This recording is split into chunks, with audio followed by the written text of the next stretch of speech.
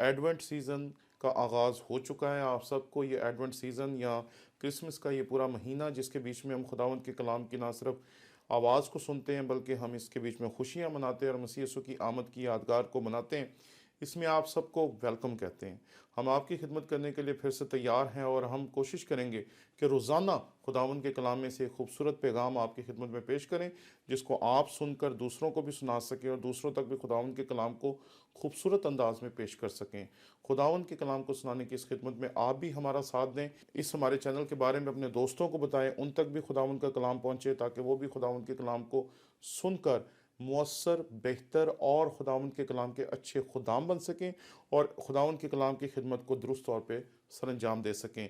इसलिए इस मौसम को खुशियों के साथ मनाएं, अपने घर वालों के साथ, ख़ानदान के साथ, कलीसिया के साथ और हर एक के साथ खुदावंद के कलाम को बांटें, चाहे वो आपके घर में है, चाहे वो आपके पड़ोस में है, ताकि खुदावंद का कलाम इस मौसम में हर एक बंदे तक पहुँचे जो आपकी पहुँच में है, ताकि उसके अंदर खुदावंद के कलाम का बीज बोया जाए, ताकि उसकी ज़िंदगी भी मसीह खुदावंद के लिए तब्दील हो सके।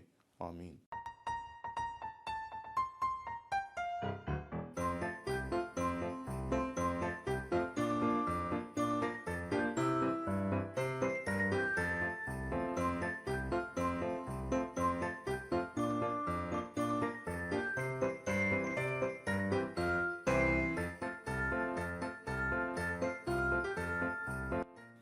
मसीह यीशु के अजीम और जलील नाम में आपकी सलामती हो। मेरा नाम पादरी प्रोफेसर टोनी विलियम है। खुदावंद के कलाम में से हम देखेंगे यूहन्ना आरिफ का मुकाशवा, उसका 3रा बाब और उसकी 11वीं आयत।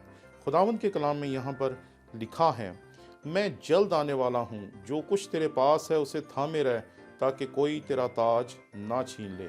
खुदावंद के कलाम के पढ़े और सुने जाने पर उसकी बरकत हो। हम जिस मुआशरे में रहते हैं या हम जिस दुनिया में रहते हैं, इसमें किसी का इंतज़ार चंद लम्हे करना भी किसी क़यामत से कम नहीं होता। लेकिन हम मसीह का इंतज़ार पिछले 2000 सालों से कर रहे हैं, और अगर थोड़ा सा और देखें तो यहूदी मसीह का इंतज़ार पिछले 6-7 हज़ार साल से कर रहे हैं। एक लंबा इंतज़ार है जिसके बीच में लगे हुए हैं। हमसे एक लम्हे का, एक घंटे का, एक दिन का इंतज़ार अगर करना पड़ जाए तो हमें ऐसा लगता है जैसे सब कुछ ख़त्म हो जाएगा। लेकिन वो इतना लंबा इंतज़ार कर रहे हैं। और आप देखें ज़रा कि दुनिया की 3 अजीम तरीन कौमें जो हैं, वो मसीह खुदावंद की मुंतज़िर हैं।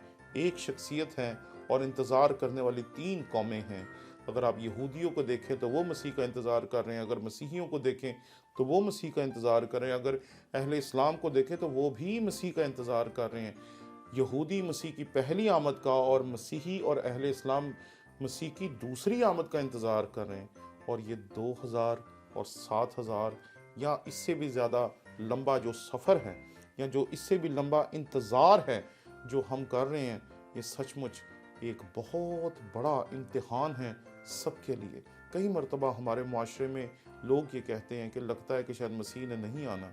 बेशुमार ऐसे मुहावरे बने हुए हैं जिसके बीच में कहा जाता है कि मसीह की आमद तक ये चीज़ डिले है, जो एक तरह से एक मुहावरा बन गया कि जैसे जब मसीह की आमद होगी तब देखा जाएगा।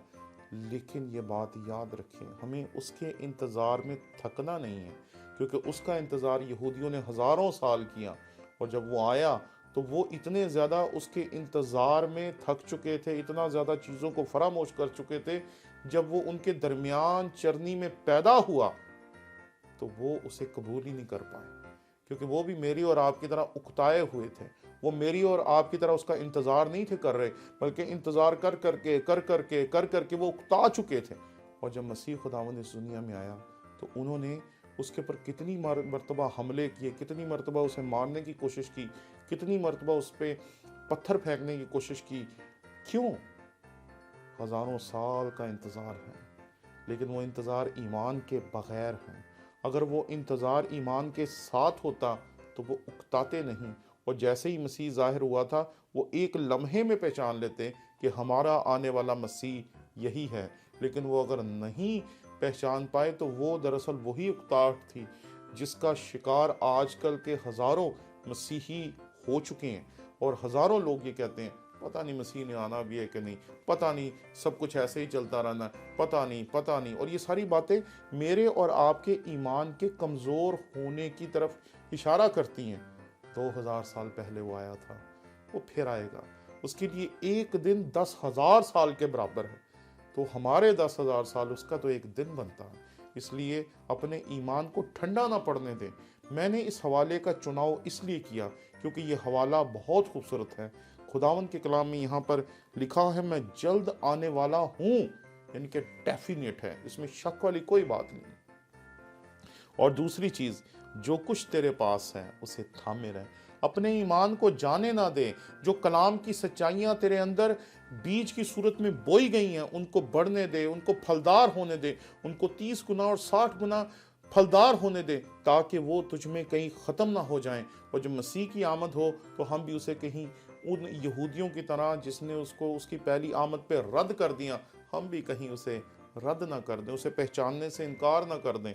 इसलिए आए इस आयत के मुताबिक इस मौसम में जब उसकी आमद की हम यादगार बना रहे हैं, अपने घरों को सजा रहे हैं और उसकी आमद की तैयारी को, उसकी आमद की यादगार को मनाने के लिए हम लगातार तैयारी में मसरूफ़ हैं, तो इस हकीकत को याद रखें कि हमने अपने ईमान को नहीं छोड़ना। क्योंकि यहाँ पर लिखा है, मैं जल्द आने वाला हूँ, जो कुछ तेरे पास है उसे थामे रह, ताकि कोई तेरा ताज ना छीन ले। आज लोग चाहते हैं कि आप इस हकीकत को भूल जाएं।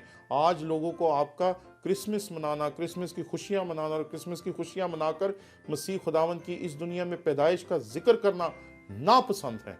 इसलिए इन सारी चीज़ों को अपने पीछे कर दें, उनको अपनी आंखों से हटा दें और सिर्फ एक बात को सामने रखें कि जिसने हज़ारों साल बाद यहूदियों के साथ अपना किया हुआ वादा निभाया था, वो इस कायनात के साथ अपने दोबारा जल्द आने वाला वाक़या ज़रूर निभाएगा। इसलिए इस क्रिसमस के मौके पे लोगों को बताएं कि जो 2000 साल पहले आया था वो जल्द आने वाला है। और हमें अपने आप को तैयार रखना है, अपने ईमान को छोड़ना नहीं है, बल्कि अपने ईमान पे कायम रहना है। ऐसा ना हो कि कोई आपको या मुझे शकूक व शुबहात में डालकर हमारे ईमान से हटा दे। और ये जो ताज है जिसका जिक्र यहाँ पर यूहन्ना आरिफ के वसीले से खुदा का रूह कर रहा है, ये हमसे छिन ना जाए। खुदा करे कि किसी के साथ ऐसा ना हो, बल्कि हम इस पैगाम को दूसरों तक पहुंचाएं, ताकि वो भी अपने आप को मसीह के कदमों में लाकर इस ताज को हासिल करने के लायक ठहर सकें।